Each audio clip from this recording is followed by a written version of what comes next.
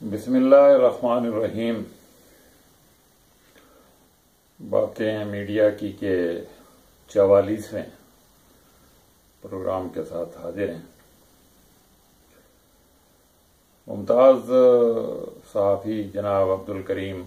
عابد کی کتاب سفر آدی صدیقہ پر بات ہو رہی تھی، اور آج یہ اس کی 5ویں قسط ہے۔ عابد صاحب نے کوہستان، جو کسی زمانے میں پنجاب کا بہت مقبول اخبار ہوا کرتا تھا، کافی عرصہ گزرا۔ عابد صاحب کوہستان کے بارے میں بتاتے ہیں کہ اس کا آغاز راولپنڈی سے ہوا، اور دراصل ایک مکتبہ تعمیر ہوا کرتا تھا جو نسیم حجازی، ممتاز ناول نگار نسیم حجازی کے ناول چھاپا کرتا تھا، اور اس وقت تک ایک گمنام شخصیت عنایت اللہ اس مکتبے میں کام کرتے تھے، اور عام طور پر ان کے ناولوں کی پروف ریڈنگ اور نظر ثانی وہی کیا کرتے تھے۔ عنایت اللہ صاحب بعد میں اخباری دنیا کا بہت بڑا ستون بنے، اور انہوں نے جدید صحافت کی بنیاد ڈالی۔ بہرحال مکتبہ تعمیر، اور پھر بعد میں روزنامہ تعمیر، اور پھر روزنامہ کوہستان نسیم حجازی صاحب نے اور عنایت اللہ نے نکالا۔ عابد صاحب لکھتے ہیں کہ بلوچستان کے جمالی خاندان سے نسیم حجازی صاحب کے بہت تعلقات تھے، اور وہ ایک لحاظ سے جمالی خاندان کے اتالیق تھے۔ جمالی خاندان ہی نے اس وقت سرمایہ فراہم کیا جس سے روزنامہ کوہستان راولپنڈی سے نکالنا آسان ہوا، اور یہ اخبار عنایت اللہ کی کوششوں سے، جو صحافت کے بارے میں بالکل جدید نظریات رکھتے تھے، وہ یورپ میں رہے تھے، بہت سارے ملکوں کو انہوں نے دیکھا تھا، اور انہوں نے وہی چیزیں جو وہاں ہوتی ہیں وہ اس اخبار میں انہوں نے رائج کی، اور وہ اخبار پھر لاہور اور پھر ملتان سے بھی شائع ہونے لگا، اور یہ اخبار پھر ایسا تھا کہ اس کی اشاعت 1 لاکھ سے بھی اس زمانے میں زیادہ بڑھ گئی تھی۔ سیاسی طور پر یہ جنرل ایوب کے خلاف تھا، لیکن بہت معقول طریقے سے مخالفت کرتا تھا، گرفت میں آنے سے بچتا تھا۔ اور مسلم لیگ، جو زمانے میں کونسل مسلم لیگ تھی دولتانہ صاحب کی، اس سے کچھ ہمدردی ظاہر ہوتی تھی۔ بہرحال کوہستان ایسا اخبار تھا جس نے پہلے سے جمع جمائے امروز اور نوائبت کو پیچھے چھوڑ دیا۔ آف سیٹ پرنٹنگ، رنگین تصاویر، جدید لے آؤٹ، ڈسپلے کے نئے نئے طریقے، یہ سارے عنایت صاحب نے اس اخبار میں آزمائے، اور لازماً جب کوئی اخبار اتنا مقبول ہوتا ہے تو پھر اس کو بند کرانے کے لیے، اس کو پیچھے کرنے کے لیے سازشیں بھی شروع ہوتی ہیں، اور ہوا یہ کہ نسیم حجازی اور عنایت اللہ صاحب میں کچھ تعلقات میں تلخی آ گئی، خرابی پیدا ہو گئی، اور یہ معاملات اتنے زیادہ بڑھے کہ مولانا سید ابوالعلا مودودی صاحب کو ثالث بنا کر ان دونوں کے درمیان فیصلہ کرانے کی کوشش کی گئی، مگر شاید وہ کوششیں برابر نہیں ہوئیں۔ پھر ایک سازش کے ذریعے لاہور میں میڈیکل اسٹوڈنٹس کا کوئی تصادم ہوا تھا پولیس سے، ایک سازش کے ذریعے اس میں ایک غلط خبر دی گئی کہ کچھ 3 طلبہ ہلاک ہو گئے ہیں، اور اس طرح سے پھر یہ اخبار بند ہو گیا۔ عنایت اللہ صاحب وہاں سے علیحدہ ہو گئے، اور پھر ایک نیا اخبار مشرق کے نام سے نکالا گیا، جو عنایت صاحب کی کوششوں سے پچھلے اخبارات سے یعنی کوہستان سے اور امروز اور نوائے وقت سے زیادہ رنگین، زیادہ اچھا، زیادہ پرکشش اخبار تھا۔ اس اخبار کے لیے چودھری ظہور الہی جو زمانے میں کنونشن مسلم لیگ میں تھے، ایوب خان کی جماعت میں تھے، انہوں نے سرمایہ فراہم کیا۔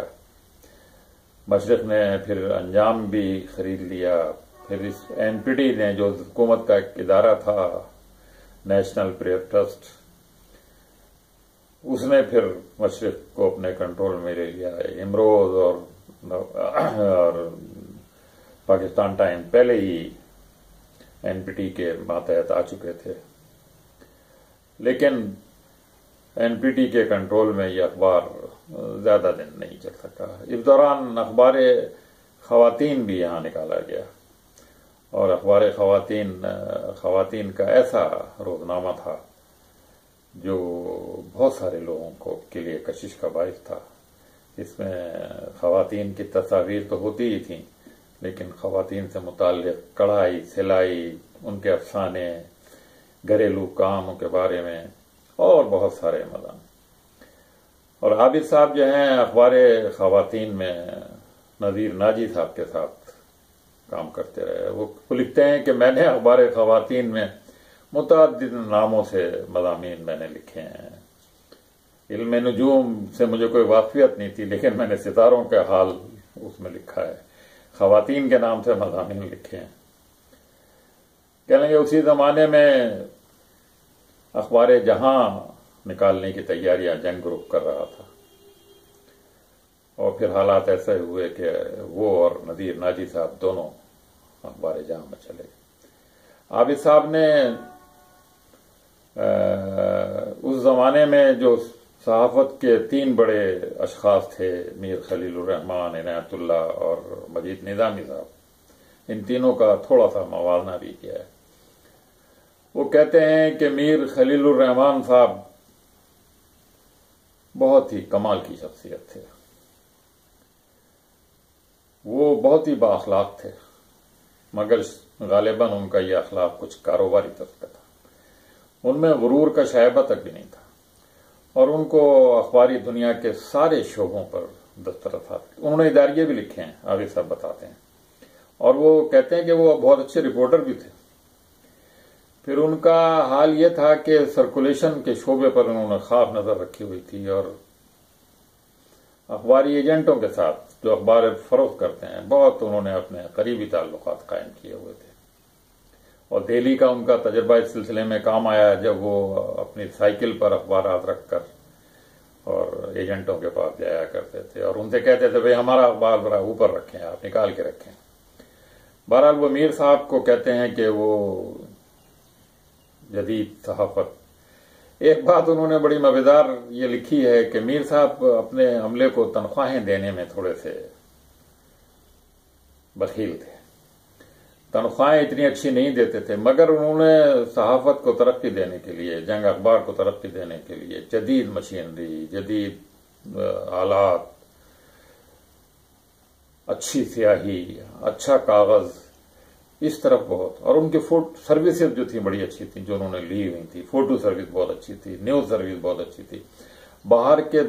سارے اخبارات و رسائل منگایا کرتے تھے، اور ان میں سے کام کی خبریں ان کے اخبار میں چھپا کرتے، اور واقعی میر صاحب اس زمانے کی صحافت میں ایک نیا رجحان لانے والے اولین اشخاص میں سے ایک تھے۔ عنایت اللہ صاحب جن کا پہلے ذکر کیا ہے، ان کے بارے میں عابد صاحب کہتے ہیں کہ وہ بھی جدید صحافت کے علمبردار تھے، اور انہوں نے اخبار کے مواد سے زیادہ اخبار کی ظاہری شکل و صورت کو بہتر کرنے کی طرف بہت توجہ دی، اور انہوں نے مشرق کے زمانے میں اس اخبار کو عوام اور خواص دونوں کا اخبار بنا دیا۔ سرکاری اخبار تھا، نیشنل پریئر ٹرسٹ کا اخبار تھا، مگر اس کے باوجود اس کی اشاعت بہت تھی۔ بس بعد میں پھر جنرل ضیاء الحق کے دور میں اس اخبار میں ٹریڈ یونینزم بہت زیادہ چھا گئی، اور اس کا نتیجہ یہ نکلا کہ یہ اخبار زوال کی طرف، ڈھلان کی طرف چل پڑا۔ لازماً جہاں پر صرف ٹریڈ یونینزم ہو وہ اخبار پیشہ ورانہ معیار پر بھی پورا نہیں اتر سکتا، اور اخراجات اگر اتنے زیادہ ہوں تو پھر وہ اخبار چلیں۔ نتیجہ یہ ہوا کہ یہ اخبار پھر ٹھپ ہو گیا اور ختم ہو گیا۔